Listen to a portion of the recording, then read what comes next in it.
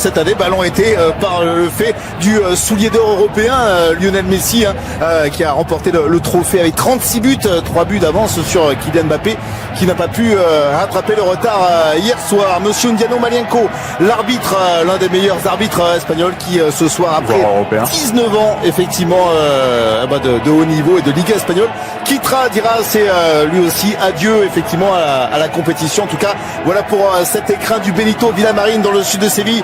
Il fait chaud, il fait beau, les stars sont sur la pelouse. Barça-Valence, ça promet.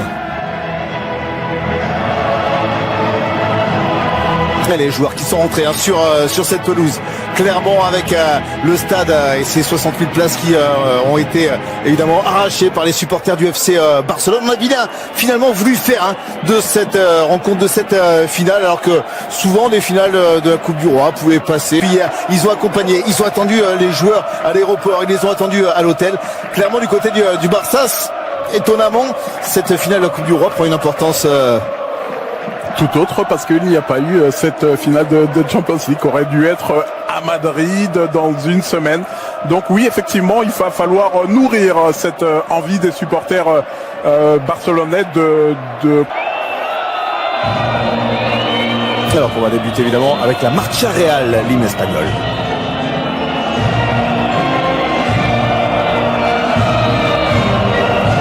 Mais en tout cas, saison manquée pour l'ancienne formation de Valence. Le attention avec la passe de Clément Lenglet, plein axe pour Rodrigo qui va effacer. Il aurait pu. Coutinho, déviation pour Jordi Alba face à son club formateur. 300e ce soir pour Jordi Alba avec le FC Barcelone. Et là, il doit pas de réagir avec celui de Coutinho qui cherche encore la petite déviation. Ça a surpris Ivan Rakitic. L'équipe de Valence n'a rien de génial. C'est un 4-4-2 classique. Voilà. Et les joueurs devant, effectivement, travaillent avec Gamero, avec Rodrigo. Il y a là, cette fois, il a cherché le bon rideau. Voilà, justement, la bonne passe qui a amené un petit peu de danger. Tomber sur le Barça il nous fait... Mais revient très souvent au milieu du terrain. Nelson Semedo qui était à proximité est intervenu. C'est chacun met l'épaule. Ils vont utiliser comme latéral droit. Justement, positionné. Contre la tentative de frappe de Sergi Roberto. Qui fait faute derrière en voulant empêcher Gabriel Paulista de dégager ce ballon. Il y a eu le Messi qui est parti, Messi qui résiste à Parero, Messi qui frappe et qui n'accroche pas le cadre de Domenech sur cette frappe contrée par la défense valencienne. Le corner, 4 en ouverture avec encore une fois Gérard Piqué. Attention avec le centre hors du sol, le contrôle derrière Kevin Gamero qui prend le temps d'ajuster, finalement d'ouvrir le score.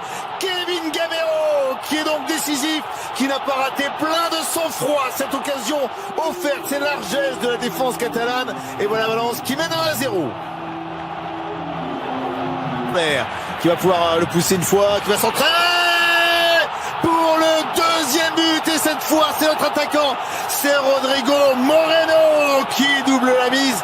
2-0 pour Valence. Le Barça est en train de sombrer dans cette finale. J'ai été critique ces dernières semaines sur l'efficacité de Rodrigo Moreno, mais là, ça c'est le positionnement de l'attaquant, ce qu'on espère. Oh, vous avez vu le réflexe de logique veut que quand on a une équipe en forme comme celle... Rien pouvoir faire face au Barça, même Séville qui avait gagné le match aller. Le Sanchez Pirouane 2-0 avait été laminé lors du match de la voix et se pose quand même du côté de Derby County. Et ont été les choix qui avaient été opérés déjà contre Liverpool en demi-finale de la Ligue des Champions. Des choix qui s'étaient avérés plutôt payants avec 2 très bons matchs dans l'impact. Encore une fois avec le contre et Rodrigo. Le ballon a été taclé par Gérard Piqué, fort vers les buts de Jesper Silesen. Et voilà, El Chingo, parfait face au Barça, 2-0. Laissant la place à l'ancien Bordelais, Malcolm avec une 2 géant tentée par les deux hommes et La faute de José Luis qui va tirer le coup franc, ballon qui ne décolle pas mais qui aurait pu ce ballon à Messi. Messi derrière qui rentre sur Signo. Assistant vidéo peut se saisir et tiens le 1-2, Guedes encore, Guedes de loin qui tente cette frappe qui ne trouvera pas le cadre de Silesen. Voilà là où il est attendu en percussion, son jeu vers l'avant. Il ne s'est pas servi de Gaïa dans un premier temps. Je me suis posé la question ce qu'il venait faire à l'intérieur.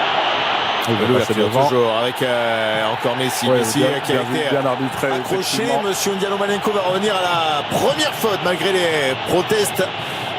Celle de Gabriel Paulista, il me semble, Lilian.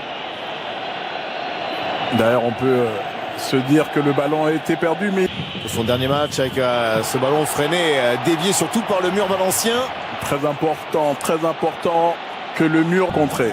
Le corner. Il va falloir trouver de la place également pour Antoine Griezmann, aux côtés de... Décidé à perdre quelques dizaines. Même si on a l'impression que cette année... ça aurait été très dangereux. Certainement pas la consigne de l'entraîneur Lilian, mais le réflexe... Il y a l'écart contré par le poteau. Ouais, tout le génie de Lionel Messi. D'abord la conduite de balle, mais la surprise qui vient de donner avec cet extérieur du pied. On s'attend à ce qu'il dribble une dernière fois le relais. Il sait que le ballon va lui revenir, ce petit ballon. Difícil. O bloco defensivo do Valência. E está a ser, apesar de tudo, mais bem sucedido nesta segunda parte. Chega com outra facilidade a Sipan em estado de pressão nesta partida e neste final de tempo.